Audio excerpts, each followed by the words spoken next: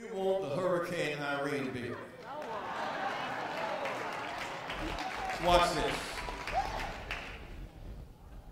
They detected the origin of Irene. They followed its path with scientific precision. The news media covered the devastation of Hurricane Irene. They had preparation to handle surviving in it, escaping from it, and then cleaning up after it.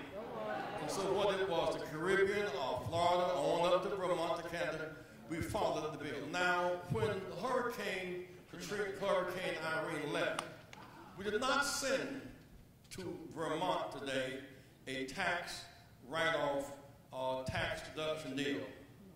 We said behind Irene, you need jobs, you need contracts, and you need them now. We need the same thing Hurricane Irene jobs need.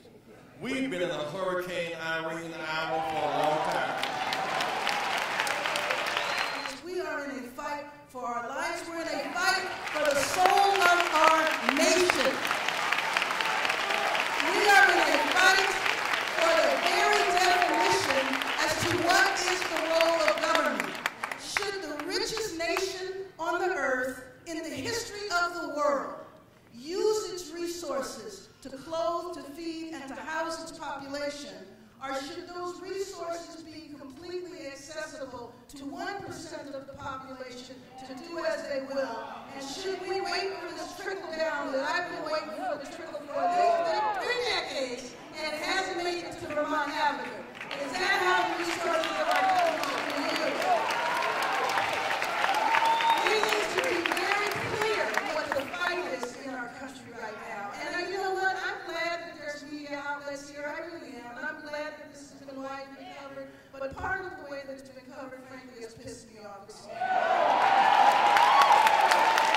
Because they always want to see us divided and try to make it appear as though what the Congressional Black Caucus is trying to do is not what the Congressional Black Caucus is trying to do. The Congressional Black Caucus is fighting for jobs. The Congressional Black Caucus is very clear who we want to see in the White House in the next 4 years. We're not going to let them divide us. We're not going to let them pit us against each other. And we're not going to let them attack the members of the CDC the way they have attempted to do over and over again. Thank you very much. How is it that such a small minority of the Tea Party has and carries so much power? Why are these Democrats always on the defense and not on the offense? Where is the spunk like Waters in Washington? When you first mentioned the Tea Party, I thought you were going to ask me to repeat where I told them to go. Why is it such a small group of people have so much power? It's because they decided to show up and organize. They came to Washington, D.C., they took over the Hill, they spat at our members, they walked the halls, they knocked on doors, they were loud, they were boisterous, they were threatening, they did all of those things. Somehow we think that something is going to happen, even if we don't show up. We stop showing. You better get up and join with us when the call goes out and put the numbers together and show up.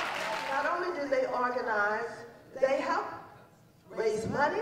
They went to some of the wealthiest right-wing people in this country, and they got them to buy into the proposition, and so they sound as if they're more than they really are. If we want to take 10,000 people to the federal building, you got to be there. Are you ready to do some organizing? And I want to ask you, is the Tea Party stronger than you are? No. I don't think so. Underestimate this group and just call them Tea Party. This is the Fort Sumter Tea Party, as distinguished from the Boston Tea Party. Boston Tea Party led a revolution against the corrupt occupying force from Britain. This is in the lineage of Jeff Davis. of Robert E. Lee. This is the states' rights party.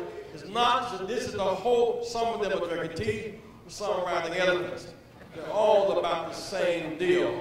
And they are, it's like we're on the great Titanic. Their first obsession is to destroy the captain of the ship. If he said job, they said no job. Their first deal is to destroy the captain. They will protect those on the deck. But more and more of us are in the hull of that ship. And I would urge you tonight, my friends, to know that this is the 150th anniversary of the Civil War. The states' rights group, they intend to take back the government and then take it back once. I would urge us, don't reduce us just to so-called small group. This is a struggle, this is a Civil War struggle. Are you with the Union, or are you with the states' rights? And what they're trying to do, and they've been arguing, they had the debate, now let's go, Madam Brother Chair, is that they had the debate in Iowa 2 weeks ago. And all of them before the 10th Amendment. Front page of the New York Times yesterday, the leaders for that's the slave amendment.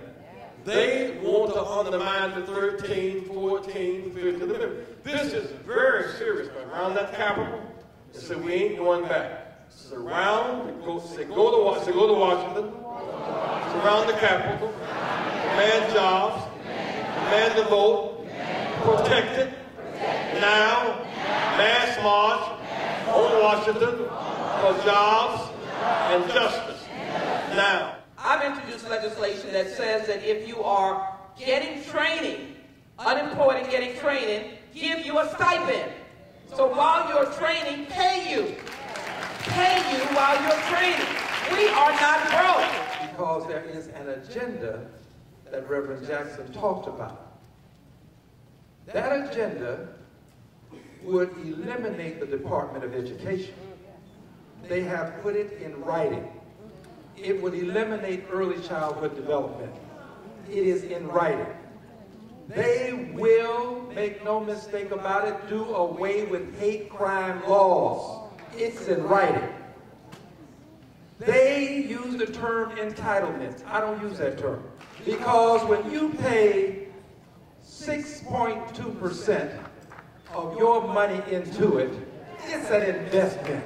They have said, continuing with the agenda, that they will privatize Social Security, voucherize Medicare, and minimize Medicaid. But we won't let them. We won't let them. We're going to lead the fight and stand up to the Tea Party and any and everybody else who want to take us down, take us out, destroy this country, and destroy the government. We are not backing away from that fight. It's time.